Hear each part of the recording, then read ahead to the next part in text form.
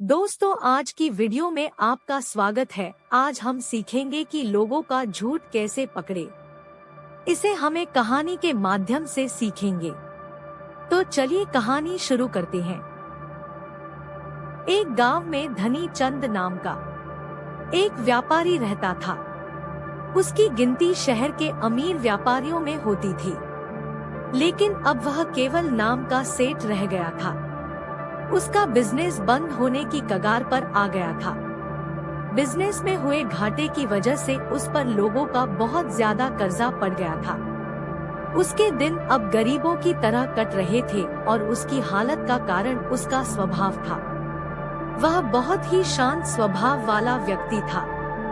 वह दूसरों की बातों पर बहुत जल्दी यकीन कर लेता था, इसलिए उसे मूर्ख बनाना बहुत आसान था। चतुराई उसके अंदर थी ही नहीं, लोगों ने उसके सरल स्वभाव का फायदा उठाकर उसे इस हालत में पहुंचा दिया था। उसके कुछ चतुर दोस्तों, रिश्तेदारों और अन्य व्यापारियों ने उसके खिलाफ साजिश रचकर उसे अपनी चिकनी चुपड़ी बातों में ऐसा फंसा लिया कि उसका बिजनेस बंद होने की कगार पर पहुंच चुका था। धनी चंद सेठ इन चालाक लोगों की बातों को समझ नहीं पाया था, लेकिन अब वह अंदर से टूट चुका था। अब उसे अपनी गलतियों का एहसास हो रहा था। एक दिन धनी चंद सेठ के सामने उन लोगों की सच्चाई सामने आ जाती है। वह सोचता है कि जिन लोगों को वह अपना समझता था, उन लोगों ने ही उसे धोखा दिया है, जिसके कारण सेठ हमेशा अपनी हालत के बारे में सोचता रहता और खुद को कोसता रहता। अब उसके दिन बहुत ही तनाव वाले और उदासी के साथ बीत रहे थे। उसकी पत्नी अक्सर उससे झगड़ा करती रहती। अन्य सेठ अब अपना कर्जा मांगने के लिए हर रोज उसके घर पर आते।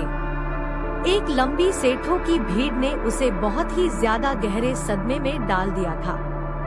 वह अब उन सेठों से बचता बचाता छिपने लगा।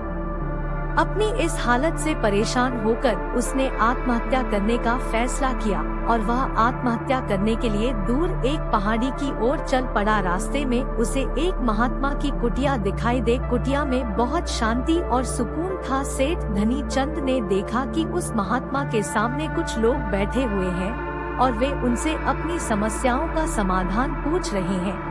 यह देखकर सेठ को बहुत ही ज्यादा जिज्ञासा हुई। कुटिया से बाहर आ रहे एक व्यक्ति को उसने रोका और महत्व के बारे में वह पूछने लगा।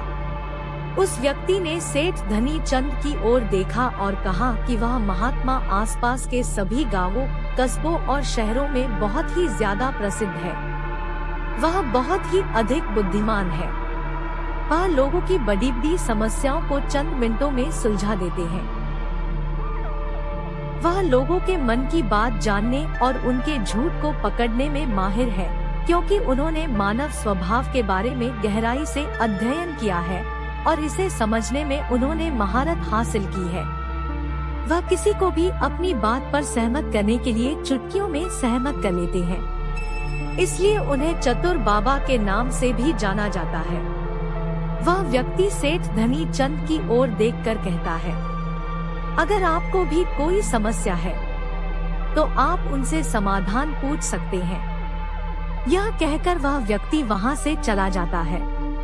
इसके बाद वह सेठ चुपचाप लोगों की भीड़ में बैठ गया और अपनी बारी आने का इंतजार करने लगा। भीड़ को खत्म होने में शाम हो गई। अब सेठ की बारी थी। उसने महात्मा को प्रणाम किया और दुखी मन से अपनी सारी घटना के बारे में बता दिया। वह महात्मा सेठ की बातों को बहुत ध्यान पूर्वक सुन रहे थे और फिर शांत स्वर में उत्तर दिया। इंसान को इतना शरीफ नहीं होना चाहिए कि वह हर किसी की बातों पर विश्वास कर ले और जो लोग कहे वही करना शुरू कर दे।